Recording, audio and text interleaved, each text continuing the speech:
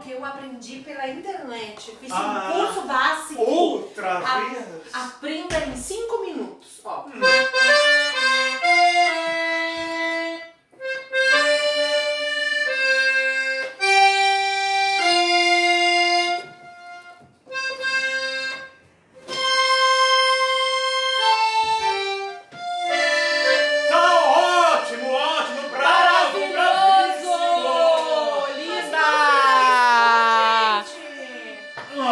Olha só. Tá bom. Obrigada, Lorena. Foi lindo, maravilhoso. Nossa, foi lindo, né? Foi maravilhoso. Sim. A gente... E tu não larga mais essa câmera? Ai, que eu tô filmando o que a gente tá fazendo agora durante a quarentena, né? Tão legal. Olha o que a gente tá fazendo aqui. Que incrível. O que a gente tá fazendo? Não estamos fazendo nada. Eu tô louca pra poder ir pra rua, pra poder apresentar as poesias da Chilca Machado. E aqui estamos nós, sob a penumbra do momento. Olha só, a gente tá tão sem fazer nada que ele tá penteando o cabelo que ele não tem. Tu não tem cabelo. Você não me deixa mais em paz, não? Não tem cabelo. Ai, desculpa, foi mal. Sei, a gente não tem nada mais agora. Nada mais pra fazer. Mas com essa câmera... Olha, e se a gente não pode fazer o sarau por aí, a gente podia fazer um filme da Chilca Machado? Já que ela tá sempre com essa câmera aí na mão. Um filme seria bem interessante. Finalmente ele teve uma ideia boa, gente! Depois de 5 meses. Perfeito. Mas e como seria? Aí eu acho que teria uma coisa mais ou menos assim. Chega a Chilca, assim, sai nascendo. Daí, de repente, aparece e já escreve o poema, né? Já pula pra Chilca 13 anos. O que tu acha? Ia ficar bem interessante, né? Não sei se a gente combina muito com interpretação. Mas se não precisasse aparecer, talvez...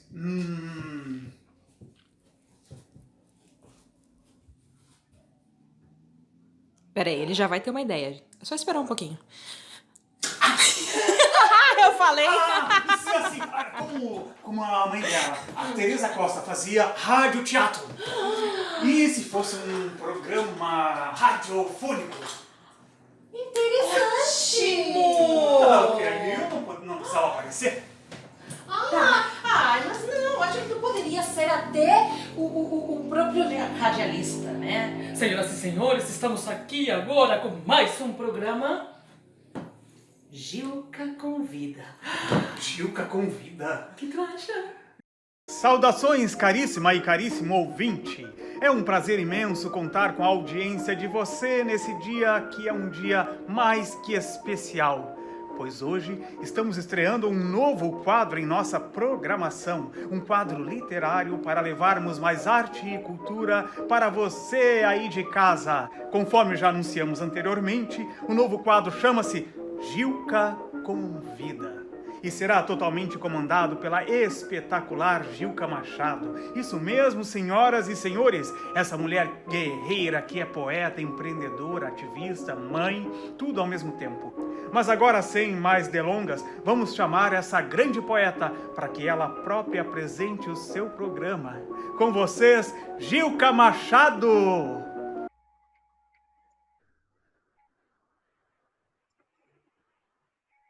É noite. Paira no ar uma etérea magia. Nenhuma asa se transpõe ao espaço ermo e calado. E o tear da amplidão, a lua, do alto, fia véus luminosos para o universal noivado.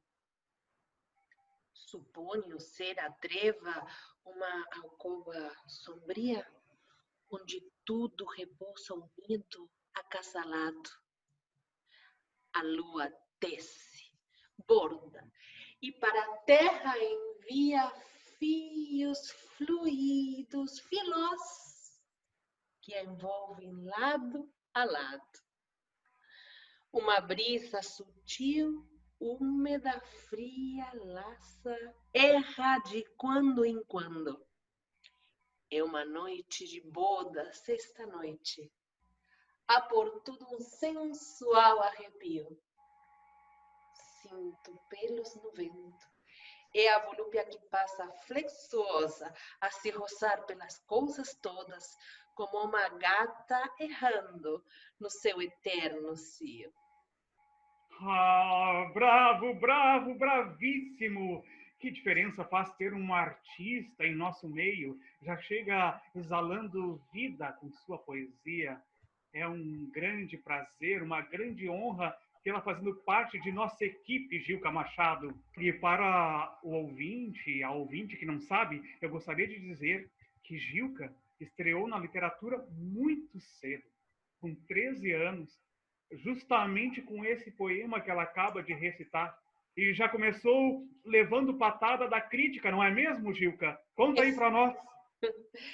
Estreiei nas letras vencendo um concurso literário num jornal, com esse poema, Lucio. Logo depois, um crítico famoso escrevia que aquelas poesias deveriam ter sido elaboradas por uma matrona imoral. Logo eu, quase criança. Aquela primeira crítica, por que negar, surpreendeu-me, machucou-me e manchou o meu destino. Em compensação, imunizou-me contra a malícia dos adjetivos. Havia em mim um torrente que era impossível de repressar. Os versos fluíam, as estrofes cascateavam. E eu continuei rimando a minha verdade ainda com mais veemência. Ora, mas que sorte a nossa que você continuou firme com a sua arte, com as suas convicções, podendo hoje estar presenteando cada ouvinte de nossa emissora com esse novo quadro. E o que tens programado para a estreia do Gilca Convida? Quais são as convidadas? Mas a Gilca convida quem? Pois é, né? Gilca convida quem? A Gilca convida quem? Ela poderia falar... Eu tenho uma ideia. Ela poderia falar com outras escritoras latino-americanas. Ah, isso! Que Boa! conviviam na época Boa, dela, ótima contemporâneas. ideia! Ótimo! Quem Qual? Quem que é da... Quem, assim, que tava no auge junto com a Gilca? No auge que eu lembro, tem aquela chilena maravilhosa, ganhou Nobel e tudo, a Gabriela Mistral. Boa! Essa aí eu gostei, Gilca conversando com Gabriela Mistral. Imagina! Eu faço questão de fazer a Gabriela. Ai, e como seria isso? Eu acho que a gente podia, assim, montar, né, um figurino de diplomata. Eu podia ficar séria se eu conseguisse, né? Não sei se eu consigo. E aí a gente poderia fazer. Gabriela! Bem-vinda! Prazer estar com você hoje, muito agradecida. Escuta, te damos as boas-vindas ao som da Chiquinha Gonzaga. Magistral ela, uma amigona minha, volta e meia aparece aqui na pensão, onde a gente faz sarau, trocamos poesias, trocamos boa música. Espero algum dia te ter aqui, né? Eu te tenho no programa, mas gostaria de te ter aqui em casa também para essa troca, para essa tertúlia.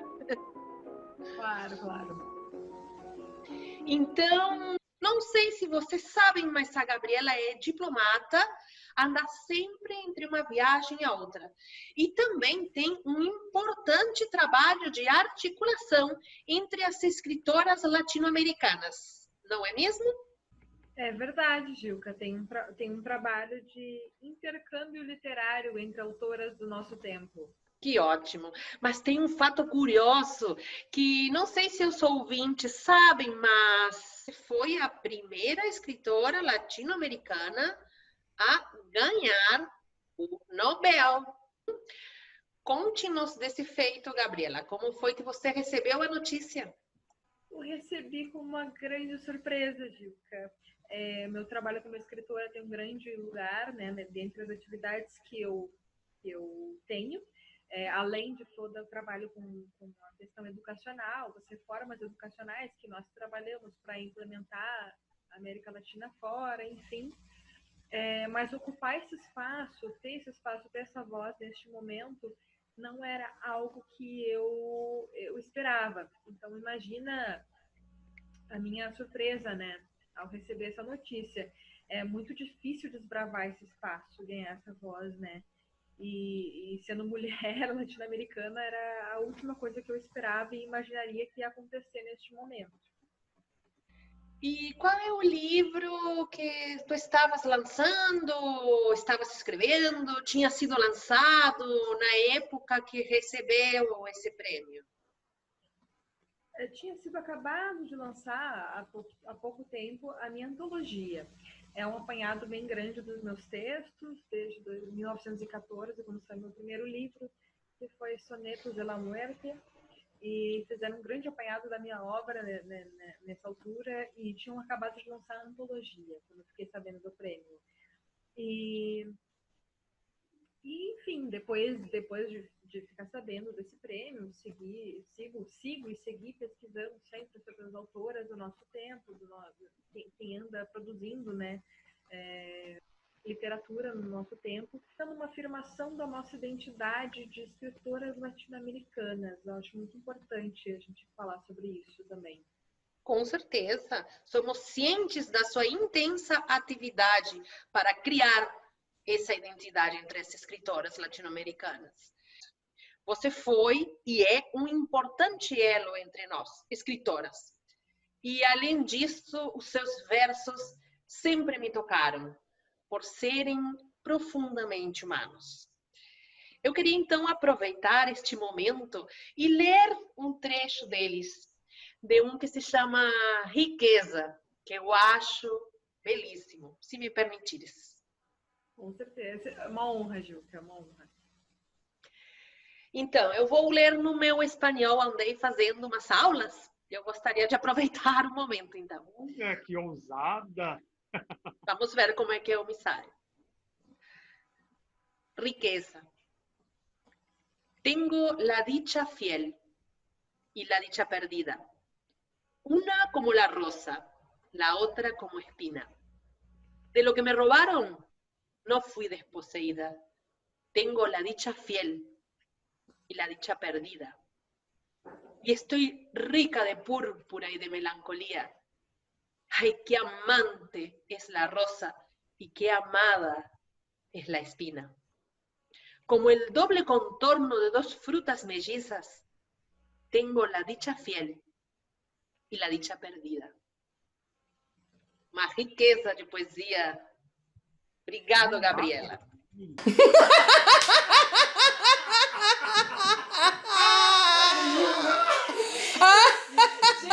eu fiquei péssima como Gabriela Mistral. Muito séria! Ai, querido, o que era aquelas caixas de ovo? Fala sério! Não, mas eu imaginei que numa rádio assim, eu já vi em algumas rádios assim, que ficavam umas caixas de ovo pra fazer como é que chama? Ah, isolar? Pra isolar o som, uma coisa assim, né? Pode ser. Foi divertido, pelo menos, né? Ah, não sei, a imaginação da gente é o que consegue fazer. Eu acho que a gente podia imaginar mais alguma coisa. Da Gilca... A Gilca Convida. O nome do programa eu gostei. Gilca Convida. Sim, maravilhoso. Gilca Convida. E me lembro daquela escritora argentina que não era argentina. Argentina que não era Argentina? Ai, sim, eu sei. Tão conhecida, ela tão intensa. Sim! Ela, foi quando guria, né, logo em seguida casou também. Não, nem casou, né? Ela teve filho e decidiu criar sozinha. Escrevia poesia, prosa, teatro. Ela escrevia teatro. Aí era correspondente emocional, uma coisa assim, em algum lugar que ela já saiu pra trabalhar. Lembrei de onde ela veio. Ai, pensei que ela trabalhava na Mas Suíça. não, ela veio da Suíça, mas piquitinha. Tem uma música que é conhecida que fala sobre ela, não tem? Te vas, Alfonsina, con tu soledad. Alfonsina Storni. Isso, Gilca poderia chamar a Alfonsina Stone pra conversar. Uma ideia. Só um pouquinho. Eu acho que a gente tem que chamar ela agora. Mas como assim? Como assim? Ai, liga pra ela, ué. Aí, vai.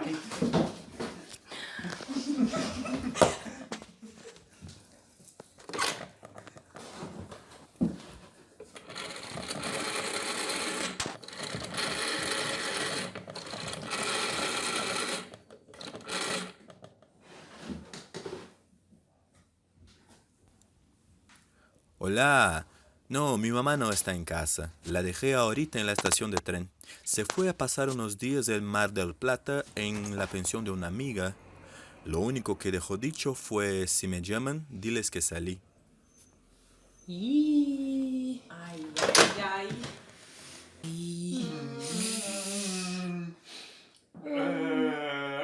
Mar del Plata, né? pois é. Não me é estranha essa história. Tudo bem. Não, mas peraí, eu tenho uma ideia. Escuta.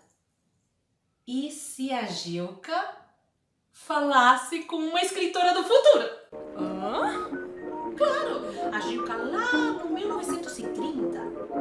Me pergunto, como será que nós, mulheres da literatura, seremos consideradas daqui a 40, 60, 100 anos? O meu desejo em saber é tão grande, a minha curiosidade é tão imensa, que me atrevo hoje a desbravar o tempo e convidar aqui com a gente a escritora porto-alegrense Lilian Rocha. Que convidadas impressionantes tu trouxeste para essa abertura do seu programa, Gilca Convida. Olha, eu me sinto muito satisfeito de estar aqui com vocês. E seja muito bem-vinda, Lilian Rocha. Prazer é todo meu poder estar aqui conversando com vocês, com a Gilca, nesses idos de 2020, né? No futuro, no momento atual. Conte um pouquinho, então, para nós, a que você se dedica? Quais são os seus trabalhos na literatura? Como é que está o mundo? A mulher consegue continuar publicando as suas obras? A gente sabe que as mulheres têm uma grande dificuldade no mercado editorial para conseguir publicar suas obras, né? Eu me dedico à poesia, principalmente, mas tenho escrito algumas coisas em narrativa curta. Eu resolvi, então, nos últimos 8 anos para cá, me dedicar mais à literatura.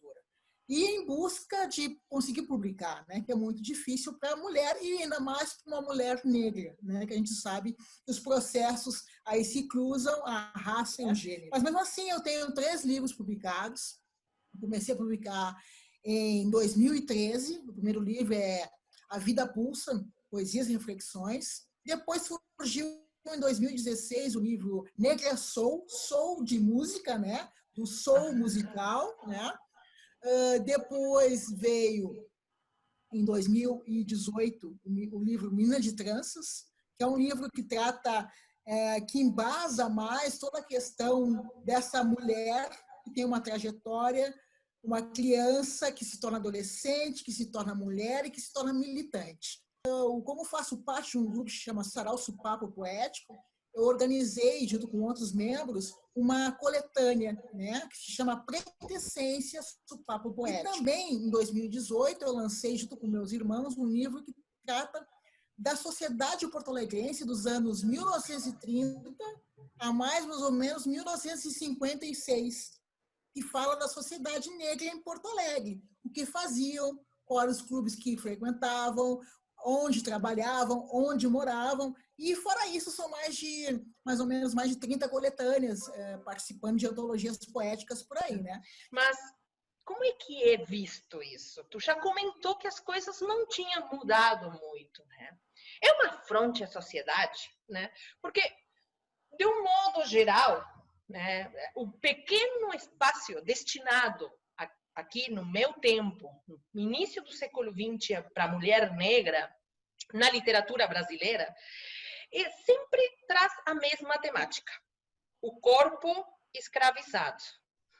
Desde uma ótica sempre machista, eurocêntrica, a mulher negra é retratada com uma imagem Negativa, envolvida por traços sempre de inferioridade, virilidade acentuada, subalterna, subjugada, sempre falando desde o ponto de vista da escrita dos homens, porque a mulher nem tem esse espaço aberto para poder escrever e se reconhecer falando em si mesma, né?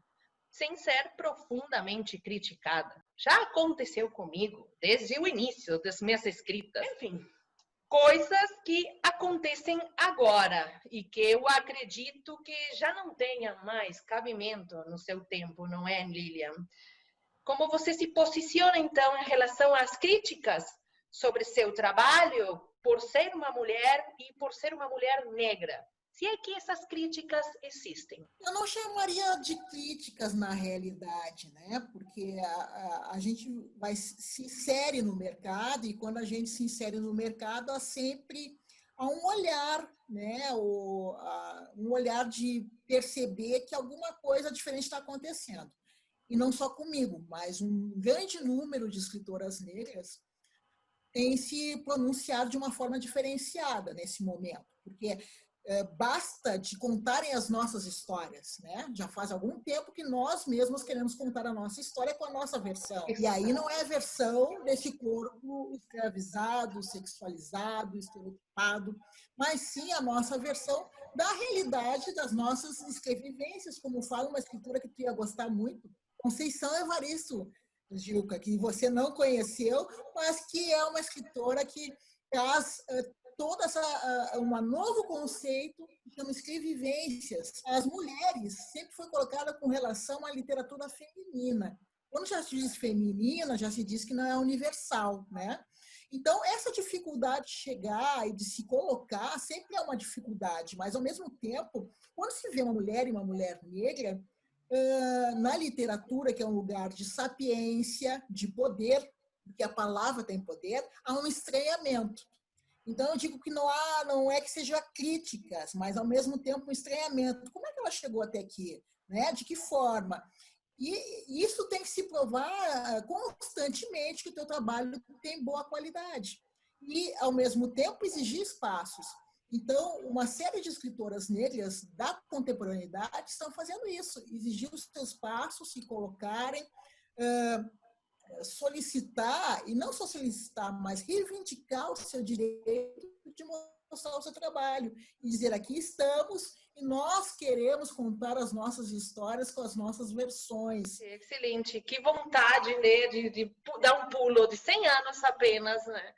E poder estar aí um pouquinho e observar isso assim de perto. Quais são as tuas motivações? Né? Além do que tu já falaste, que é poder contar tudo a própria história, chega dos outros estarem escrevendo por ti, né?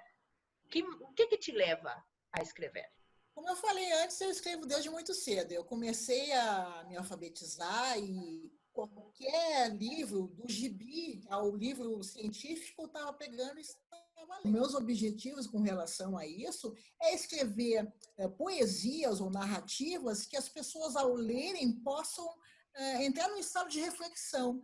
E, a partir desse estado de reflexão, poderem transformar algumas coisas. Eu não acredito, pelo menos na minha poesia, eu penso assim, eu não acredito que não exista uma poesia que não tenha o poder de causar um efeito a quem está lendo, né? Eu acho que a palavra tem um efeito muito forte. E essa é a minha intenção, de que as pessoas, ao lerem o que eu vejo, de que forma eu vejo, ou o que eu imagino, o que eu crio, possa fazer com que as pessoas se conscientizem de alguma coisa e possam, a partir daí, ter a sua própria ação, né? Esse é o meu objetivo principal. E, principalmente, quando eu vou nas escolas, eu vejo crianças negras que dizem assim, que primeira vez que estão vendo uma escritora negra viva e que muitas vezes nem tinham conhecimento que existiam escritoras negras, aí já é um ganho. Eu acho que o reflexo é muito importante na nossa sociedade, né? Então, quanto mais existirem e colocarem as suas ideias em pauta com relação à questão da raça e de gênero, mais as coisas vão poder se equacionar na nossa sociedade. Conte, está para escrever alguma coisa no momento? Em função de algumas coisas que aconteceram aqui em 2020, que eu não vou te contar, vou deixar em suspense, Então, tinha um livro de poesia, tinha um livro de poesia que eu gostaria que fosse lançado esse ano, mas eu vou aguardar para que haja um momento oportuno, com encontros, com um bom lançamento presencial, que é o que a gente não está podendo fazer nesse momento. Então, tem um livro de poesias que tá pronto, e eu faço parte de mais 3 antologias que vão sair mesmo nesse período até o final do ano. Tem uma que se chama Cutanga, que é feito com escritores brasileiros e africanos, né? E tem outras que são feitas aqui no Rio Grande do Sul. E tem uma que a gente está montando, deve sair até o final do ano, que é a segunda antologia do Sopapo Poético, né? O Sopapo Poético, pode dizer que é um sarau onde são lidos na roda escritores negros e negras, né? Somente na roda, ele é aberto a qualquer etnia, mas na roda só pode ser lido escritores negros e negras. Então, a gente está montando uma nova antologia. Então, são essas novidades por aí. Eu estou escrevendo narrativas curtas, que eu pretendo lançar um livro no ano que vem com algumas crônicas, com alguns contos. Anota aí, produção, para o nosso próximo sarau aqui na pensão, somente escritores negros. Vamos ter que pesquisar bastante, que pelo jeito não escondidinhos por aí, porque sempre existiram. Sim, ótima ideia, ótima ideia. Eu vou fazer uma poesia, eu acho que é uma das últimas do meu último livro, que é Meninos de Tranças. Eu vou fazer o Tranças 2. Então, é assim. Tranças são tecidas e podem ser desmanchadas no percurso. Estive perto, estive longe, trançando o meu caminho. Estradas retas e labirintos. Sempre procurei saídas com os meus pés, firmes em minha história, com a mente livre, orgulhosa de minha trajetória. Posso olhar para trás e sentir as mãos de minha mãe emanadas nas mãos de minha avó. Vou continuar a trançar histórias ligadas em minha memória, e no aqui e agora. Que lindo! Que coisa mais linda! Parabéns, Lilian, por toda a tua trajetória. Eu que agradeço o convite, foi um prazer estar conversando com vocês, né, Gilca? E muito obrigada. Até outro momento, né? Então, o futuro e o momento atual é agora, então, que bom. Muito obrigado, Lilian. Ai, ai. Como seria ótimo. Ai, seria bom ter a Gilca de volta. A Gilca e todas essas escritoras, né? Uhum. Gilca conversando com tanta gente. Mas uma das coisas boas da arte é isso, né? A gente poder ficar aqui, imaginando como seria, se divertindo com isso. Trazendo ela, mostrando a palavra. Lembrar dela é muito importante. Com certeza. Bom lembrar ela justamente nesse ano, né, que vai completar 4 décadas sem ela aqui. Sem ela fisicamente, mas a obra dela permanece muito forte, hein? Sim, Com certeza. permanece. A Gilca convida. E como é que é o nome do nosso sarau? Língua Lâmina, né? Língua A Lâmina. língua lâmina De Gilca Machado. Gente, vou fazer o roteiro do Gilca Convida. Por que não, né? Vamos. Eu fiquei bem com aqueles negócios, né? Não, mas você não ficou tão mal da Gabriela Mistral. Pensando bem. Vamos Olha fazer só, sério mesmo. se tu botar esses sapatinhos aqui, quem sabe aí tu fica um pouco mais alta, porque a Gabriela Mistral era bem alta, né, gente? Acho que o problema foi exatamente esse. Tava muito baixinho. Mas vocês acham que pode ser as caixas de ovo mesmo? Ai, vamos passar uma tinta nela, né? Tá, Mas pode tem uma ser. sensação, Eu né? aceito. Eu acho que tem umas caixinhas aqui. Tá, eu vou começar a arrumar o meu figurino, então. Ótimo. E eu vou tentar ir recitando alguma coisa, tipo... Certo. Lépida e leve. Língua do meu amor, veloz e doce.